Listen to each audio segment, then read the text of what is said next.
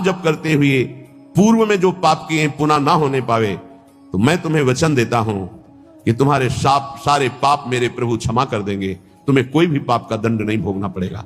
जितनी श्वासें अब बची हैं, जितना जीवन बचा है, अब ज्ञान पूर्वक व्यतीत कीजिए। कोई पाप कर्म जो पीछे हुए पुनः मत कीजिए और नाम जप कीजिए। सारे पाप आपके प्रभु क्षमा कर देंगे। गीता जी, सर्वधर्मान परित्यज्य मामेकम शरणम ब्रज अहम त्वाम सर्व पापेभ्यो मोक्षयिष्यामि मा शुचा। श्री भगवान के वचन है। जो आंतरिक काम क्रोधादि रोग हैं, इनको नष्ट करने के लिए 5 औषधियां हैं। जैसे पेट खराब हो जाए तो पंचसकार चूर्ण की आवश्यकता होती है, ऐसे ही हमारा विचार खराब हो गया है, दिमाग खराब हो गया है। सत्य वस्तु को भूलकर असत्य में रमण करना पागलों का कार्य है। वो सत्य मार्ग के पथिकों को पागल समझते हैं और सत्य मार्ग के पथिक उनको समझ रहे हैं कि इतना कीमती जीवन तुम व्यर्थ में नष्ट कर रहे हो। और वो समझ रहे हैं मानव जीवन को ये कैसे बर्बाद कर रहे हैं, ना कोई भोग रहे हैं, ना कोई धन संचय कर रहे हैं, इनका जीवन ही बर्बाद हो रहा है। वो नहीं समझ पाते। ये 5 हैं जो तुम्हारे आंतरिक भवरोग को नष्ट कर देंगे। पाप जो हो रहा है उस पाप की प्रवृत्ति का नाश कर देंगे। 5। पहला, सत्संग। सत्संग, अगर भगवान की कृपा हुई है तभी सत्संग प्राप्त होता है।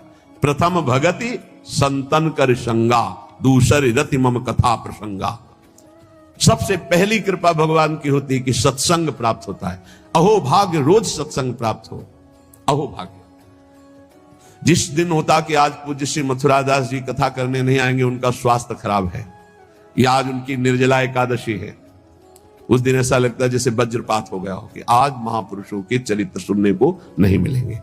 जो महापुरुषों से सत्संग प्राप्त, वो फिर और जैसे रबड़ी पाने के बाद गुड़ का सीरा चाटने की इच्छा नहीं होगी।